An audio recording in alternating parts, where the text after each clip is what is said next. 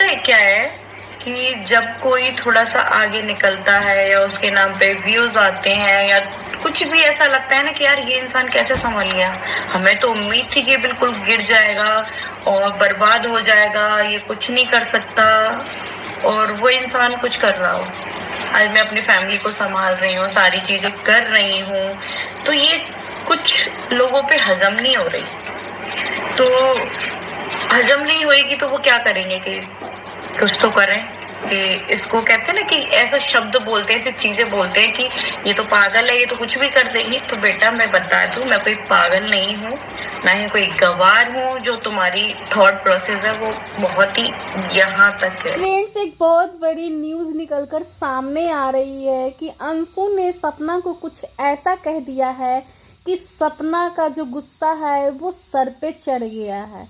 तो आप सब जानने को इच्छुक होंगे कि आखिर अंशु ने सपना को ऐसा क्या कह दिया कि आज सपना इतने गुस्से में आग बबूला है।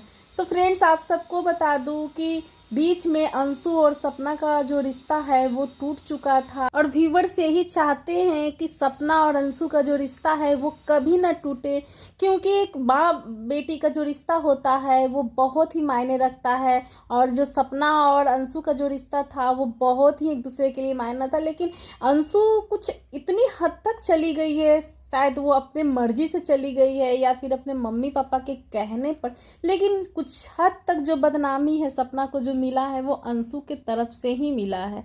बहुत ऐसी बातें हैं जिसके खुलासा हुआ है कि सपना और अंशु जो है सपना के पीठ पीछे छुरा भोंक रही थी इतने दिनों से और सपना को कुछ पता ही नहीं चल रहा था।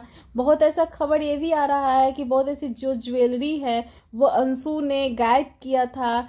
जो इल्ज़ाम सपना ने अपनी जो मौसी सास है उनकी बेटी पर शक किया था, लेकिन आज सपना को समझ में आ गया है कि जो मैं सोच रही थी वो गलत है। शायद अंशु ऐसा कैसे कर सकती है, कभी ये शक भी नहीं गया था सपना को अंशु के ऊपर, लेकिन ये सारी चीज़ें अब सामने आ रही है और सपना